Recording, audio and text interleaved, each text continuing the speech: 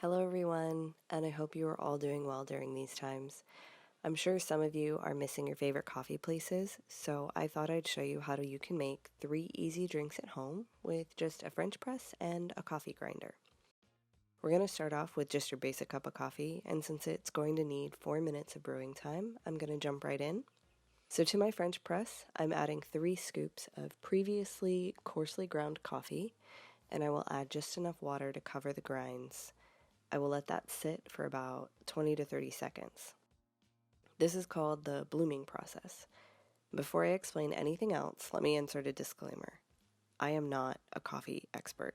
There is a whole science behind brewing a fantastic cup of coffee, but I'm just going to show you it works for me with what I have available to me. So the blooming process, as I understand it, it has to do with the amount of CO2 that gets released from the beans as the water hits the coffee, and it can affect the overall way your brew tastes. So after 20 seconds or so, I'll give it a stir and I'll add in the rest of my water and let it brew until my timer reaches 4 minutes. Now back to the beginning. In my humble opinion, one of the best ways to make coffee is a pour over or a French press method. Now I'm not talking crap about your pods or your average drip coffee machine. This is just the method that I prefer.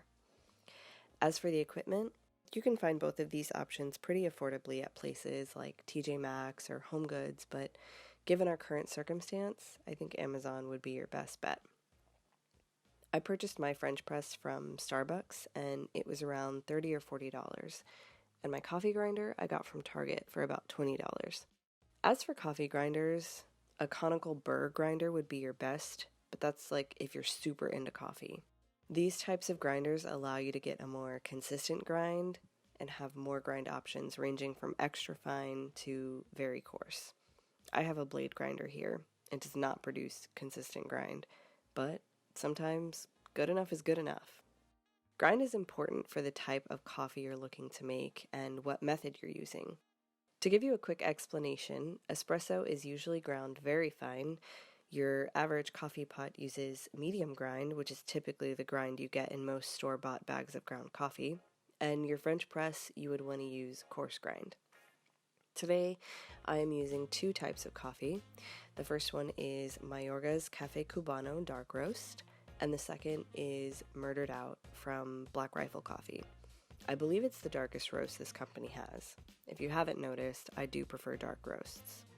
Light roasts are typically more acidic, have more caffeine, and will retain more origin flavors from where the coffee plant was grown. While the darker the roast, the less caffeine, the smoother it is, and the more smoky the flavor it will retain from the roasting process. I believe our timer is about to go off, so at this point I attempted an overhead shot of me pouring the coffee, but it turned out to be total garbage, and I'm sure all of you know what a cup of black coffee looks like, so we're just going to move on to the next recipe. I saw a video on Instagram recently showing you how to make a latte at home using a French press. Now, I've never attempted this before, so let's see if I can recreate it. To my grinder, I'm going to add 3 tablespoons of Mayorga's whole beans, and I will grind them on the fine setting. So don't ask me why I shake my grinder while it does its thing. I just have a feeling like it helps. It may not, but I just feel like it's a more productive grind when I shake it. So you'll see in the next picture how the grind turned out. Since we want a very fine powdery grind to get that espresso taste, I decided to grind it a second time, which was a success. The video said to add 2 tablespoons of finely ground coffee to the French press and add just enough water to cover for that blooming process I mentioned earlier, and then add in the remaining water. This time we're only using 1 cup of water total. While this is brewing, I'm going to heat up a cup of milk. The video suggested that whole milk works best, so that's what I'm using here. You can use a microwave to heat up your milk, but as I live in a tiny apartment and I am not willing to give up all of my counter space, a pot on the stove will do nicely. And right around here is when my broke best friend came into the kitchen to grab a snack and realized I was filming. Acting as if dancing through the kitchen is a normal occurrence for her. Don't let her fool you. She just wanted to make an appearance in this video. So after 4 minutes, pour your faux espresso shots into your cup of choice and rinse out your French press. Here, I was yet again gonna insert an overhead shot pouring the faux espresso into these mugs, but either my overhead shot needs work or I need a tripod for my phone. Probably both, but we'll just move on to frothing the milk. Here, I've heated up a cup of milk and I'm gonna try 2 different methods for frothing the milk. The first method, I will be using this milk frother that I ordered from Amazon. It was about $10 or $15, and you'll see it does a great job of frothing the milk. For the second method, I will be using the French press, as the video suggested. So you pour your milk in and then you rapidly pump the plunger for 10 to 15 seconds. Let's see if this works. Well, it would have worked if there was enough milk in there for the plunger to froth anything. So that would be a big fat fail. But here, let's cut to a halfway decent overhead shot of me pouring the first attempted latte and trying and failing at latte art. As long as it tastes good, that's all that matters. Okay, back to the French press method. This time, it was a success.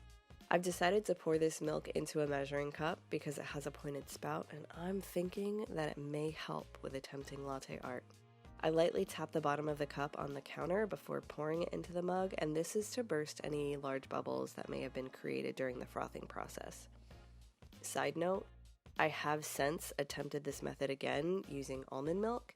Now, it didn't have the same consistency as the whole milk, but it did froth up pretty nicely. Okay, I'm not going to chalk this up to a total failure. I did make a pretty recognizable line, so I will call that art.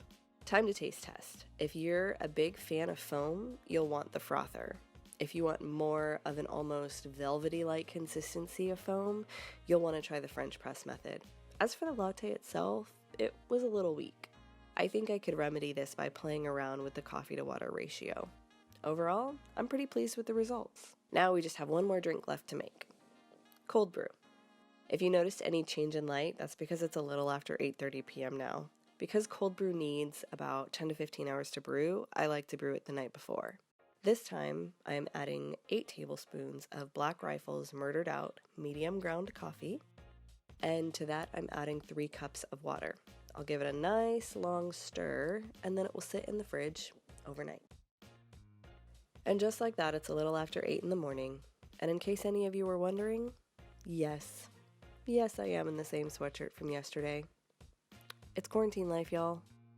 Because we've added a lot more than usual grounds to our French press, we want to be extra careful in how slowly we push the plunger down. We don't want to end up with any grinds in our coffee. I hope that I've been able to show you that making a good cup of coffee at home doesn't have to be complicated. If you try any of these recipes and find it too strong or too weak, play around with the water to coffee ratio to find what works best for you. And now, how about a slow-mo swirl of creamer? Give that a good stir and enjoy. Thanks so much for watching, y'all, and try to stay healthy out there.